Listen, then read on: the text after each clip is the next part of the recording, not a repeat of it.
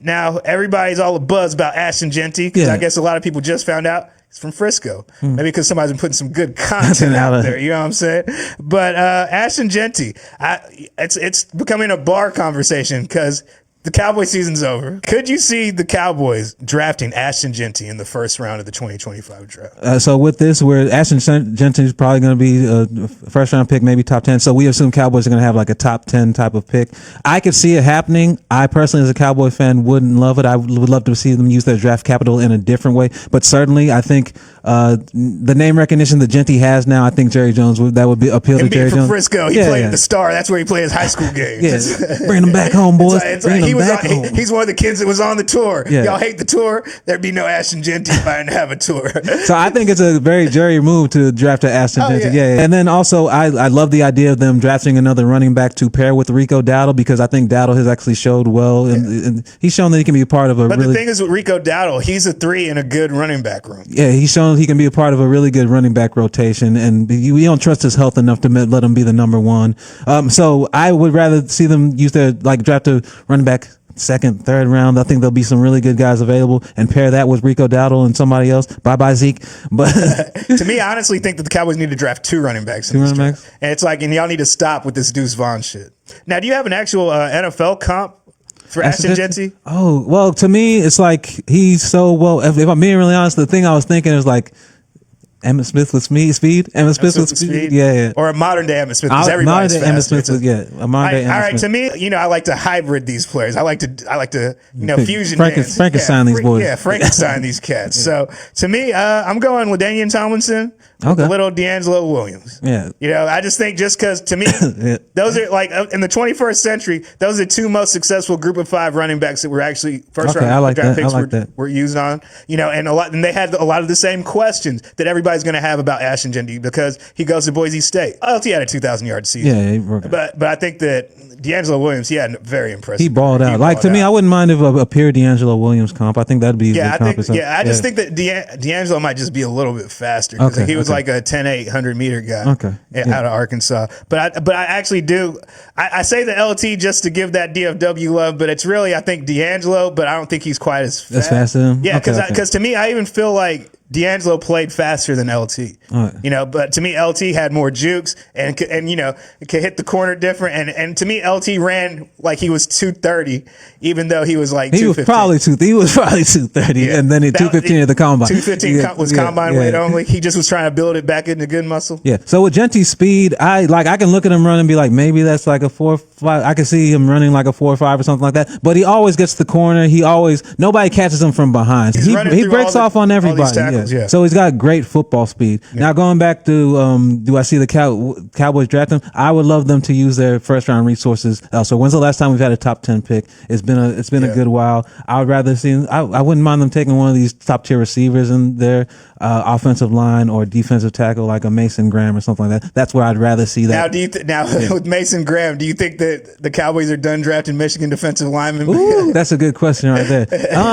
No, because first thing, like a player like Mozzie Smith, it's like I don't trust a guy that's supposed to have this great physical talent. It's projected to go in the low half of the first round. You know what I'm saying? Mason Graham is projected to be like a top 10 pick or something like that. Yeah. So there's a difference between them. There's a difference between the Jalen Carter of the draft and the other guys. So what you spoke on this before, Mozzie Smith won in the first round, but really probably that draft, maybe 20 people had first round grades. So he was never a first round pick really. Yeah. Even though he had elite physical talent, there was something there that wasn't quite right. Because you would hear about him being on the freaks list and how he's a sub 540 guy. And can jump like I would have loved to see that 40 before the draft. To me, it's like, why didn't you run the 40? Yeah. Why wouldn't you just show everybody you the fastest 300-pound person in there? I don't like when people do that. Yeah, and why don't you sack the quarterback? That makes me think that I don't want to coach this dude. But how you feel about Marvin Harrison Jr.? No, I think that his dad told him don't run. Yeah. Well, no, he said that everybody told him don't run it. Oh, yeah. They're like, looks like it's not going to do anything for you. You're the number 1 receiver.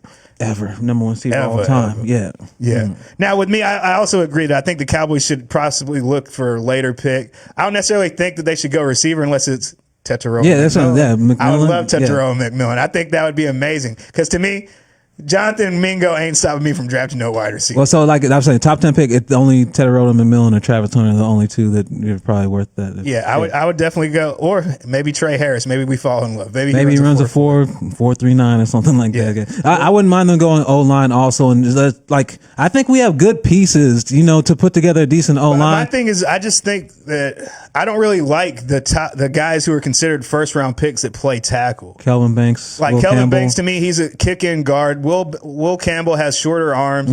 What is it? Wyatt Milam from West Virginia, I believe he's got shorter arms too. And to where it's like these are guys to where Kelvin Banks will have longer arms than these two taller guys, to where he'll probably jump these guys. I think Emory Jones might even end up jumping a lot of these guys. And to me, what is his name? Is it Tate Rutledge? From Oakland? No, from Georgia. Georgia. He's a guard, but I'd like him more at tackle than a lot of these guys. Yeah. So he's one of those guys to where I felt the same way about Brandon Smith when he was coming out of Auburn. Yeah. And they ended up making the decision to kick him out, and it worked out fine. I would love for them to be able to draft a pure left tackle and then like move Guyton to a right tackle. Yeah, but I just think that last year's draft there were so many great left tackle prospects to where it's like there ain't none, and it's like you can't have a draft like last year. And then this year, and to me, they all left. And I felt like we bet wrong. Yeah. Like just as well bet wrong for a guy that would keep Dak upright this season. Bet wrong for starting him as a rookie. You know what I'm saying? Yeah, it's like he's. And it's one of those things to where that makes him a second round pick because it's like if you don't think that you can start him on day one as a first round pick. Then why do it? I know you don't like tall guards, but what would you think about moving Terrence Steele? Like if Zach Martin retires? I think Terrence Steele should not be on this team next year. Okay. I don't think he should be on this team because it's in 3 years he's going to be making like $20 million because it's a backloaded contract, and you're probably going to still have dead money and you're going to owe him a lot of money. But to me, Terrence Steele is a swing tackle who you would have no problem playing. So to me, it's almost like you got to draft another tackle and have two young tackles because you have so much money tied up in Terrence Steele. It's like, but you ain't going to play him. But it's like, hey, in case somebody gets hurt, But to me, Tyler Smith, I think even in his little bit of showing whenever he went back to left tackle, he's shown you that he's too comfortable at guard to mess with maybe that. he did that on purpose. Yeah, he's like, this ain't no contract. This is easier over here. This is way easier inside. Yeah. But as far as those running backs go, I also think that as far as the second day, like as much as I love Ashton Jeanty, I don't love him enough to draft him in the first if RJ Harvey's going to be there in the third. Okay. You know what I'm saying? Because to me, those are very similar type of running backs. And I think that RJ Harvey might even run faster 40.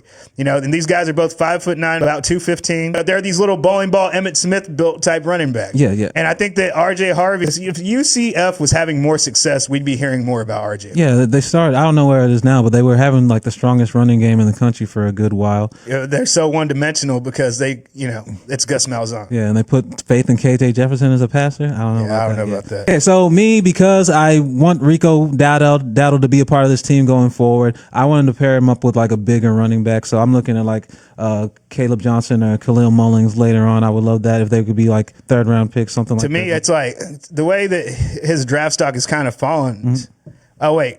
We always trade our fourth round pick. You know what? Jerry Jones. We don't have a first round pick. Let me I think that Jerry Jones, he might think he's a genius, but I think that he always forgets that, oh man, the fourth round is the beginning of the third day. Oh, I just traded the first pick for the third day. Yeah. Oh, because he does it all the time. Yeah, it's like he does it all the time. And to me, there's the three most valuable picks in the draft are your first, your second, and your fourth. Because you have a day to think and reshuffle, reprioritize things. And I think that we don't have that opportunity because that's what happened this past year while we didn't get a running back on their board. It's like, well, if you don't have a fourth round pick, how are you going to get that? Because everybody now has said, I just want the best running back now because it's day 3. Yeah. And I think that Jerry, he messes up with that. Where do you see like a Nick Singleton going in this draft? I see him going second, but I could see him getting into the first just based off the way he performs at the combine. Yeah, like I've said the whole time, I really think that there's 3 guys that can get in the first. Yeah. And pretty much it's all going to be based off where Ashton Jeanty's drafted. Because wherever he's drafted, he's RB1 no matter what. And then the rest of y'all is coming next. So I think Amarion Hampton has a chance to sneak in the first. And I think that Nick Singleton, just athletically, I just think that as good as a season as Caleb Johnson's having, I just think that he'll blow him out the water. Yeah. Now, my day 3 guy, though, is actually probably going to be Ollie Gordon just because I think that the tarnish is kind of off of him right now. And he's another local kid. So as much as everybody loves Ashton Jeanty and wants a local kid to come back here, last year's dope. Hey, if you said in August you could get Ollie Gordon, or Ashton Jeanty, most people would have said they want Ollie Gordon. I thought Ollie Gordon would be one of the top runners in the country. Now, you know me, I don't like tall running backs. He better be 6'1". You know, but I do think that would be a nice guy to pair with Rico. You know what I'm saying? But to me, to get him, I think, like I said, I think they should draft 2. So I would love to get a Brashard Smith and a Ollie Gordon. Yeah. Let's go. Our local flavor all around. Local flavor, baby. Everybody got a connection. Everybody got a connection over here. But shout out to Jaquindon Jackson and Damian Martinez, because they some local backs who I wouldn't mind being on this team as well. But to me, Ollie Gordon gives me serious Arian Foster vibes. This is a deep running back. It's class. a crazy deep Le'Veon Moss, Raheem, Rocket Sanders. I like all these guys. Well, hey, let's what is it? Bashul Tootin? People know you're talking Tootin's about. Tootin's a baller. He's coming out. This is last year. Yeah, Devin. He can come back next year. But Devin Neal. We also got Dylan Sampson, Jordan Kyle James, Manon guy. Yeah, this is a deep running back. So do not draft a running back in the first round. Jerry Jones, listen to me, Jerry Jones. Do not draft a running back in the first round. It's like because you can trade down and get 2 late picks and get 2 great running backs. Fifth and sixth, and you'll get some ballers. Phil Maffa. I'm like, Phil Maffa. Pair that with Rico Dowdle. Come on. I think Maffa might come back because Klubnik will come back. Okay. Make that run. Make that run. I think they need each other. Yeah. And it'll help up their draft stock. Dallas Buyers Club.